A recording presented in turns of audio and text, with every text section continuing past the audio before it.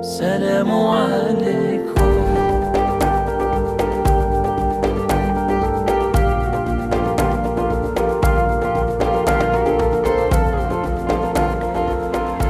Bapak dan Ibu sekalian, ini adalah bagian dari merasakan kehadiran Allah.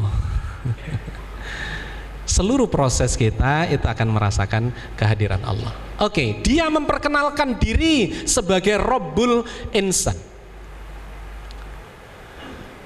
Maka kalau ini kita terus masuk ke dalam, ya, dalam satu sudut pandang, mengenal lebih dekat al-insan sebagai al-nafs.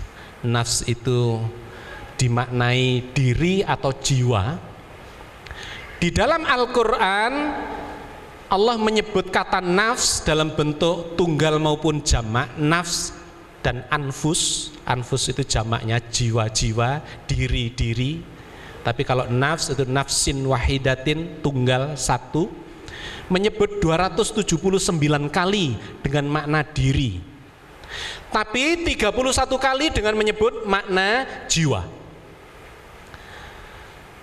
Maka kita bisa membreakdown ayat-ayat yang terkait dengan diri dan jiwa itu untuk memahami sebetulnya al-insan itu apa, khususnya dalam konteks yang sedang kita bahas kali ini adalah al-nafs yang bermakna jiwa atau nyawa. Kullu nafsin dha'iqatul maut misalnya. Setiap diri yang berjiwa, yang bernyawa bakal mati. Kullu nafsin dha'iqatul maut. Setiap nafs, setiap diri, tapi pasti hidup karena dia akan ketemu dengan mati. Maka di dalamnya ada jiwanya. Maka itu bermakna jiwa. Atau di ayat ini Az-Zumar ayat 42, Allah memegang jiwa seseorang ketika matinya, dan jiwa yang belum mati di waktu tidurnya. Orang mati jiwanya dipegang Allah, orang tidur jiwanya juga dipegang Allah. Maka dia menahan jiwa orang yang telah dia tetapkan kematiannya. Kalau orang itu mati jiwanya ditahan, nggak dikembalikan. Dan melepaskan jiwa yang lain, yaitu yang tidur sampai waktu yang ditetapkan. Kalau tidur terbangun jiwanya dibalik nomane, dibiarkan sampai nanti hari berbangkit. Intinya jiwa itu ditahan oleh Allah pada orang mati maupun orang tidur. Sesungguhnya pada yang demikian itu terdapat tanda-tanda kekuasaan Allah bagi kaum yang berpikir. Kita disuruh berpikir. Karena dengan berpikir ini kita faham diri kita, jiwa kita, mekanisme yang di dalamnya luar biasa, tidak habis-habisnya sepanjang hidup kita. Nah, maka ini bagian-bagian akhir sebelum kita diskusi, ya. Kalau kita masuk membreakdown diri kita untuk mengenali diri kita, maka kita melihatnya sesuai dengan cara Al-Quran membagi sistematikanya, itu ada 3. Yaitu badan fisik. Ya, ini sudah saya sampaikan di pertemuan yang lalu, tapi saya tegaskan terkait dengan pembahasan kali ini. Badan fisik yang saya sebut tadi dipelajari oleh kedokteran, physician, ya, medis. Belajar tentang struktur-struktur zat biokimiawi yang dibentuk oleh Allah jadi badan manusia. Otak saja, waduh, luar biasa dahsyatnya. 100 miliar sel-sel saraf oleh Allah dibentuk dengan struktur yang penuh misteri, yang sampai sekarang dipelajari tidak habis-habisnya, ditiru jadi komputer-komputer yang semakin canggih. Itu sebetulnya niru mekanisme otak manusia. Tapi belum ada yang bisa melakukan pembelajaran seperti manusia. Meskipun sekarang mengarah ke sana. Komputer itu nanti bisa belajar. Robot itu bisa belajar. Tadinya diinput kan, diinput. Sekarang arahnya komputer, robot itu bisa belajar. Jadi diajak interaksi, ini remote control, ditirukan. Nah, dia kemudian masuk ke memorinya. Melihat buah apel, masuk. Dia bisa belajar seperti manusia, mengikuti cara, mekanisme atau teknologi manusia. badan fisik yang luar biasa canggihnya, sehingga urusan jantung saja harus diurusi oleh spesialis jantung, urusan otak diurusi spesialis saraf, dan seterusnya gitu ya, spesialis kulit, spesialis ya, THT, spesialis segala macam. Yang lebih canggih lagi adalah jiwa, struktur bioplasma yang bersifat energial. Kalau badan fisik itu hardware-nya komputer, perangkat kerasnya, chip-chipnya, motherboard-nya, dan seluruh komponen-komponen elektroniknya, maka jiwa itu adalah software-nya, program-program yang dimasukkan ke dalam komputer itu. Strukturnya disebut bioplasma, bioplasmik yang bersifat energial, dan kemudian ada yang disebut ruh, listriknya. Komputer itu hardware-nya bagus, software-nya bagus, ganok baterai nih, nggak bisa hidup. Ibarat operating system dengan sistem kelistrikannya itu adalah ruh. Oke, jadi ini saya bahas globalannya saja supaya Anda dapat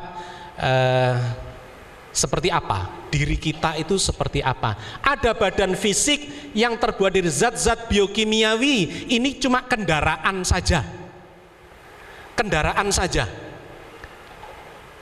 Kakinya dipotong, si aku, kalau Anda menyebut aku itu masih ada. Tangannya dipotong masih ada, aku itu masih ada. Pokoknya belum mati aja itu masih ada yang namanya aku. Aku itulah jiwa, aku yang manusia. Tapi di balik aku yang manusia ini ada aku yang Tuhan, yang ditransfer oleh Allah lewat eksistensi yang namanya ruh. Badan dan jiwa itu terbentuk bersamaan di dalam rahim, kemudian Allah memberikan energi baterainya tadi, kelistrikannya, daya hidup. Wa nafakha fihi min ruhihi, Allah meniupkan sebagian rohnya. Wa nafakha, Allah meniupkan fihi ke dalamnya, min sebagian ruhihi, sebagian ruhnya. Cuma beberapa ahli tafsir menerjemahkan kasih dalam kurung, Allah meniupkan ruh dalam kurung ciptaannya. Padahal nggak ada itu kata ciptaan di dalam Al-Quran. Allah tidak pernah bercerita menciptakan ruh, tidak ada. Karena ruh itu adalah bagian dari eksistensi ilahiyah, sifat-sifat ketuhanan yang ditularkan kepada makhluk hidup. Karena kemasukan roh, tapi menggunakan kata min itu sebagian kecil ya, eksistensi ketuhanan. Maka manusia menjadi hidup karena Allah memiliki sifat maha hidup. Nah, hidup itu adalah cuil, sebagian kecil dari sifat Tuhan yang maha hidup. Allah hidup tidak ada batasnya, tidak terikat waktu, tetapi manusia sama Allah dibatasi, hidupnya terikat dengan waktu. Ada gen pewaktu di dalam diri kita.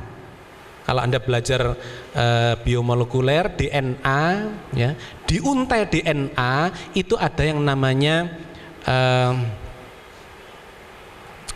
di ujungnya itu ada bagian yang terus memendek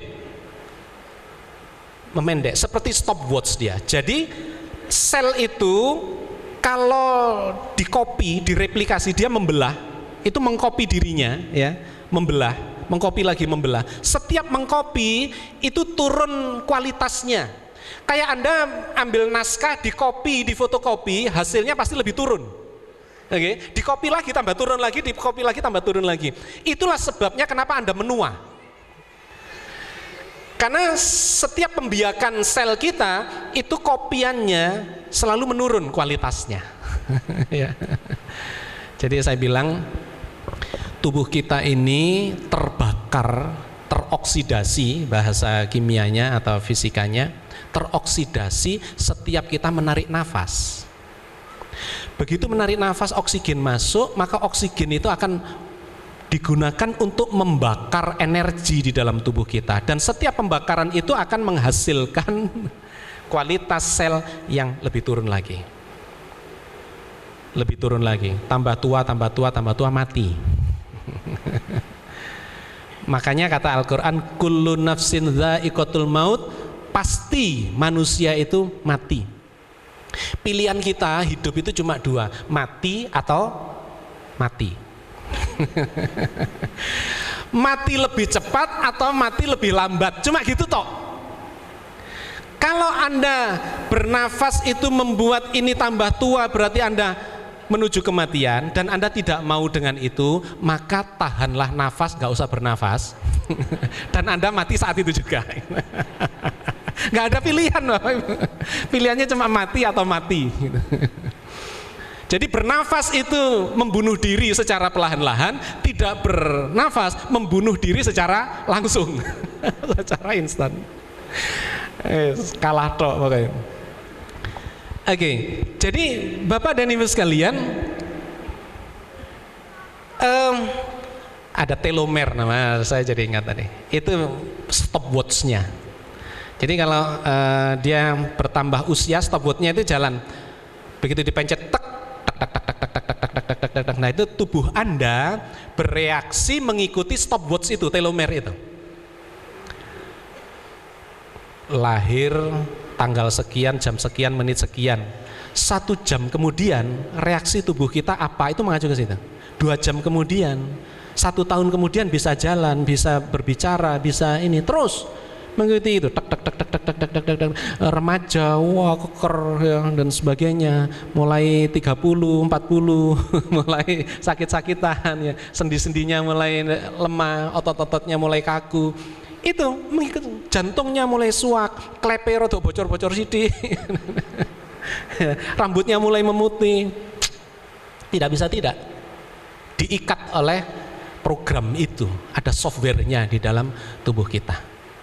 Seperti mainan anak ayam ya, anak kecil, bayi kita dibelikan mainan sing diputer krrrr, terus ayam kecilnya tuk tuk tuk tuk tuk tuk tuk tuk tuk tuk tuk tuk tuk tuk entek kayak iso diunggah namanya gitu. Bapak dan Ibu sekalian, badan fisik itu adalah struktur ya, biokimiawi, badan jiwa struktur bioplasma yang bersifat energial, ini softwarenya. Software itu bisa diinstall, bisa di uninstall ya, bisa kemasukan virus, bisa dikasih antivirus, bisa dimasuki program-program dengan kualitas tinggi untuk desain ya, multimedia atau sekedar untuk administrasi. Itu adalah jiwa.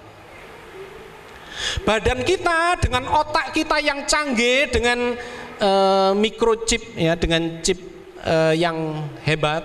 Jadi ada Pentium 1, Pentium 2, Pentium 3, Pentium 4, ada ya sekarang I1, 2, 3 sampai 7. Itu adalah hardware-nya, motherboard-nya ya, dan sebagainya, hardware-nya. Nah, hardware yang bagus itu bisa dimasuki program yang bagus. Sama badan kita, jiwa kita, fisik kita.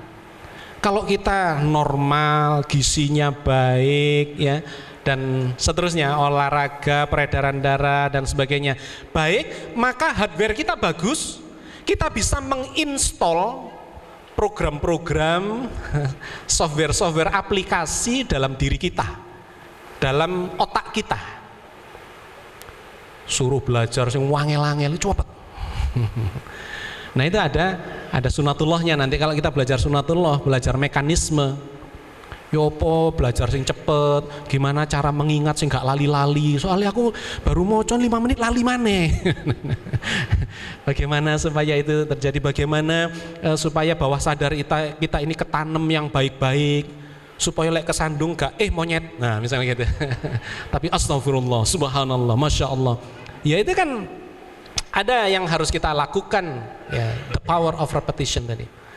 Banyak, kita atur dari semua sisi supaya kita ini ketemu dengan Allah dalam arti yang sesungguhnya. Ma'rifatullah itu betul-betul proses kebersamaan kita dalam kualitas yang tinggi dengan Allah. Ya, jiwa kita itu struktur bioplasmik yang bisa diisi dengan pendidikan. Anak kecil itu harus diisi, ditulisi, dikasih program-program aplikasi yang baik.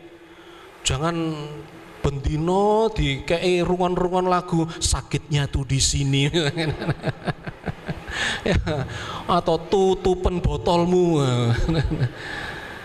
Ya oplosan, gitu-gitu nanti yang ketulis di bawah sadar anak itu adalah itu. Anda sedang menginstall program-program sing nggak baik. Terus ditontonkan hal-hal sinetron-sinetron sing bertengkar, terus marah-marah, pendelak-pendeli, misuh-misuh, segala macam yang tidak baik-baik. Ya itu masuk, Anda sedang menginstall program ke dalam jiwa anak Anda. Itu nanti kalau kita belajar tentang bawah sadar, alam bawah sadar, ngeri. Gak disengojo tapi berulang kali terjadi, masuk Pak. Terus kalau dia ketemu masalah sing dieling sing didelok itu Pak, Bu. Kalau ketemu masalah mesti terus minum minuman keras misalnya gitu ya. Ya itu yang diingat dia. Begitu ketemu masalah dugem karo kancane.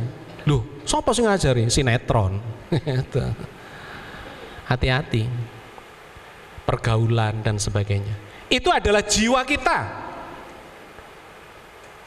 Nah, ini harus sesuai antara badan dengan jiwa. Kalau badannya nggak benar dikasih program tingkat tinggi, hang, Mbak.